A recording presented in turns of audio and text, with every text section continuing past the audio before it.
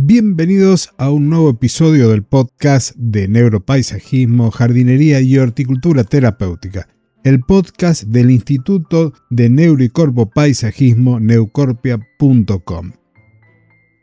Hoy vamos a referirnos al jardín como un recurso para la regulación autónoma.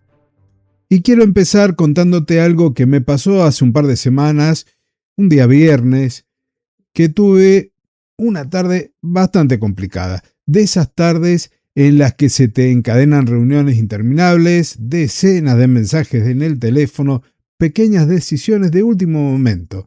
Nada grave en sí mismo, pero al final del día te das cuenta de que el cuerpo te empieza a pasar factura. Así que llegué a la noche, cené, me acosté intentando desconectar, pero tuve los ojos como dos faroles, como el 2 de oro, cuando se juega el truco, hasta bien pasada la medianoche. La cabeza no me paraba, a la mañana siguiente me levanté temprano, salí al jardín sin ningún plan. Simplemente salí, me senté en el banco de piedra que tengo debajo del jacarandá, que en este momento de invierno está casi totalmente despojado de sus hojas y me deja llegar unos rayitos tibios del sol. A los pocos segundos llega mi perro ya corriendo con su pelota para jugar. La verdad que no hice nada en particular. No me puse a trabajar la tierra, no me puse a podar, solo me senté ahí, le tiré la pelota un par de veces al perro y miré al cielo a través de estas ramas casi desnudas. Y te juro que habrán pasado más o menos 20 minutos y ya ni me acordaba qué era exactamente lo que había alterado mi sueño la noche anterior. Como siempre, me pongo a analizar mi cuerpo en esta relación con el jardín y ya la respiración era otra, mi cuerpo podría decir que era otro. Yo no sé si a vos te pasó alguna vez algo parecido, esa sensación de entrar a un espacio verde, saturado y salir a los pocos minutos con el pecho un poco más liviano. Estoy seguro que sí. Y hoy quiero contarte qué es lo que pasa exactamente en tu cuerpo cuando eso ocurre, porque entenderlo desde la ciencia cambia por completo la forma en que pensamos, en que diseñamos y en que vivimos el jardín. Para entender esto tenemos que hacer una pequeña parada en nuestro sistema nervioso autónomo. Como sabes, es el encargado de regular todas las funciones involuntarias: la frecuencia cardíaca, la presión arterial, la digestión, la respuesta inflamatoria, todo lo que sostiene la vida sin que tengamos que pensarlo. Este sistema tiene dos ramas principales que trabajan en una tensión constante. Por un lado, la rama simpática, que es nuestro acelerador. Acelera el corazón, tensa la musculatura, dilata la pupila y nos prepara para actuar. El famoso huir o defendernos. Por otro lado, la rama parasimpática, que actúa como el freno de mano. Frena las pulsaciones, activa la digestión, favorece la reparación celular y nos devuelve al estado de calma. El problema de la vida urbana moderna, con su estimulación sensorial ininterrumpida y sus demandas atencionales constantes, es que pasamos la mayor parte del día con la rama simpática más encendida de lo que necesitamos. Vivimos acelerados y ese estado sostenido genera desregulación autónoma crónica, asociada a hipertensión, fatiga, ansiedad y peor recuperación del organismo. Ahora, ¿qué tiene que ver la naturaleza en esto? En 1991, el investigador Roger Ulrich, que ya te lo he nombrado un montón de veces, publicó un estudio que hoy es una referencia fundamental en psicología ambiental. Ulrich expuso un grupo de personas a un video altamente estresante y justo después les mostró videos de entornos urbanos o de entornos naturales. Midió variables fisiológicas directas: tensión muscular, conductancia de la piel, frecuencia cardíaca. ¿El resultado? Las personas expuestas a escenas naturales se recuperaron de forma significativamente más rápida y completa. El pulso volvió a su ritmo base en cuestión de minutos. Y esto no se quedó en los 90. Hoy tenemos una tecnología mucho más precisa. Y eso llevó a que investigaciones recientes miden la variabilidad de la frecuencia cardíaca, que es el indicador fisiológico más confiable que tenemos para saber cuándo está trabajando nuestro freno parasimpático. Por ejemplo, en un estudio de hace poquito, 2021, liderado por Scott en la revista Psychology, llevó a 67 participantes a 5 días de inmersión en la naturaleza sin celulares ni tecnología. Registraron un incremento sostenido de la variabilidad de la frecuencia cardíaca, confirmando una reducción prolongada de la activación simpática. Pero también sé que podés estar pensando, Claudio, no puedo irme 5 días a la montaña cada vez que tengo una semana dura de trabajo. Y tenés toda la razón. Por eso la investigación que más me gusta no es la de los bosques remotos, sino la que estudia la naturaleza que podemos construir. Y esto nos lleva a Japón, en donde un grupo de investigadores encabezados por Suenaga analizó qué pasaba con 38 estudiantes al caminar por un jardín artificial diseñado para una exposición floral. Evaluaron la variabilidad cardíaca. ¿Y qué descubrieron? Que la exposición a este jardín deliberadamente construido produjo una reducción también del predominio simpático de una magnitud idéntica a la que se observa al caminar por un bosque virgen o por la playa. Y este dato es una revelación para los que nos dedicamos al diseño, porque no hace falta un bosque de 1000 hectáreas. Un jardín bien pensado, construido con intención en el patio de una casa, en una terraza o en un hospital, puede desencadenar la misma respuesta fisiológica de recuperación. Y ahora quiero hacer una pausa en esto que te estoy compartiendo para ser honesto contigo, porque es el compromiso que tengo con este espacio desde el primer episodio.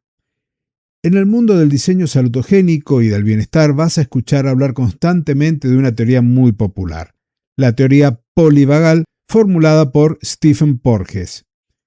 Esta teoría explica la respuesta al entorno a través de un concepto interesantísimo llamado neurocepción.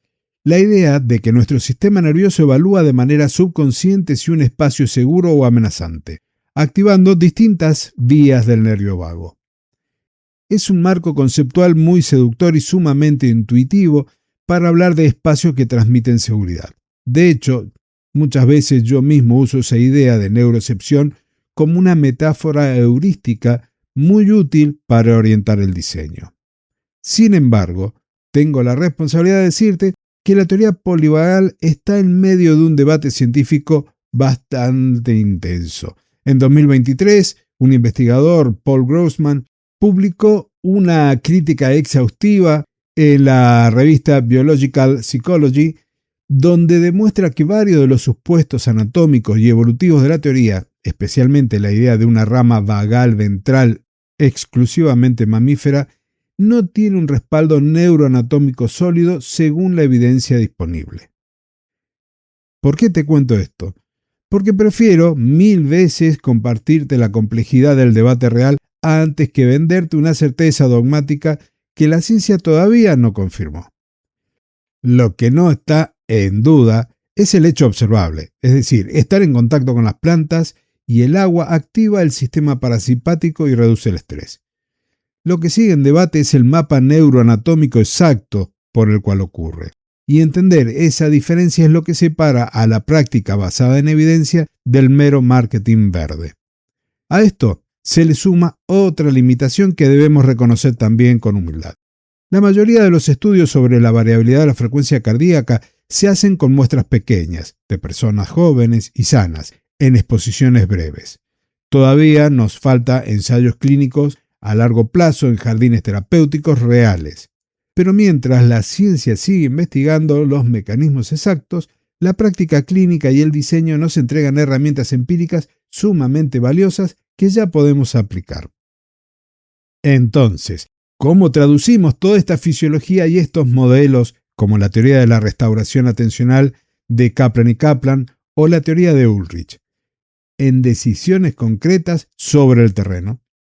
Si estás pensando en diseñar un jardín terapéutico o simplemente querés transformar tu propio patio o el balcón en un espacio de regulación autónoma, te propongo 5 principios claves. Primero, diseñar recorridos sin microdecisiones forzadas. La atención dirigida de nuestro cerebro se agota cuando tiene que tomar decisiones constantes. Si un sendero en un jardín tiene múltiples bifurcaciones o callejones sin salidas, estás obligando al cerebro a evaluar opciones. Un recorrido fluido, continuo y envolvente permite que la mente entre en un estado de navegación autónoma y empiece a descansar. Segundo, incorpora agua visible y, de ser posible, audible. De todos los elementos naturales estudiados en la literatura científica, el agua en movimiento es el que muestra la asociación más consciente con la bajada del ritmo cardíaco. No se necesita un lago o una fuente monumental. Una pequeña fuente circular con un borboteo suave o un pequeño plato de agua donde el sol refleje luz es suficiente para generar un foco de atracción sensorial sereno.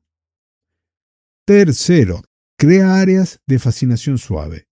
La teoría de la restauración atencional de los Kaplan nos enseña a que la atención se fatiga cuando se fuerza. Para restaurarla, necesitamos estímulos que llamen la atención sin exigir procesamiento cognitivo. Por ejemplo, el movimiento del follaje de una copa alta con el viento, la luz filtrada a través de las hojas de un jacarandá, el susurro de las gramíneas. Evita sobrecargar con contrastes estridentes o cartelería innecesaria. Cuarto, ofrece un gradiente de exposición y refugio. Basándonos en la idea de prospecto y refugio, el espacio debe dar opciones. Un banco ubicado con la espalda protegida por un cerco vivo o una pared, pero con una vista limpia hacia el área abierta, le genera al sistema nervioso una sensación inmediata de seguridad. Poder elegir entre la sombra profunda o la luz del sol le otorga a la persona un sentido de control sobre su propia estimulación sensorial. Y quinto, genera una transición gradual desde el borde urbano. La regulación no ocurre por arte de magia cruzando una puerta. Diseña un umbral, un cambio de textura en el piso, una reducción progresiva del ruido de la calle mediante vegetación densa. Esa amortiguación le avisa gradualmente al cuerpo que está entrando en un territorio seguro. Como ves, nada de esto es azar estético. Es, en la medida que la evidencia nos lo permite, fisiología aplicada al espacio. Y volviendo a mi mañana de aquel sábado en ese banco de piedra, los mensajes de mi trabajo y las decisiones pendientes de la semana previa seguían exactamente ahí cuando volví a sentarme frente a la computadora. El jardín, obviamente, no resolvió mágicamente mis problemas, pero lo que sí hizo fue cambiar el estado de mi cuerpo. Mi sistema nervioso había bajado un cambio, el freno parasimpático había hecho su trabajo y mi variabilidad de frecuencia cardíaca se había restablecido. Y con el cuerpo regulado, la mente aborda los problemas de una manera completamente distinta, con más claridad, con más perspectiva y menos reactividad. Entonces, como verás, no necesitas una hectárea de campo para experimentar esto. Si tenés un jardín, una terraza, un pequeño balcón, podés aplicar estos principios hoy mismo. No se trata de metros cuadrados. Se trata de diseñar con intención fisiológica. Y hasta aquí hemos llegado hoy. Gracias por haberme acompañado. Te invito a que revises los enlaces que te dejo en la descripción de este episodio para que puedas descargarte la guía gratuita de 5 errores neurocientíficos en jardines sanadores, para que te puedas suscribir gratuitamente a mi boletín semanal. Y además, si te interesa, podés seguir aprendiendo y profundizando en estos temas a través de la literatura que voy produciendo semana a semana y de los libros, por supuesto. Te mando un abrazo muy grande. Nos encontramos la próxima semana en un nuevo episodio de este podcast del Instituto de Neuro y Corpo Paisajismo, neucorpia.com. Hasta entonces y muchísimas gracias.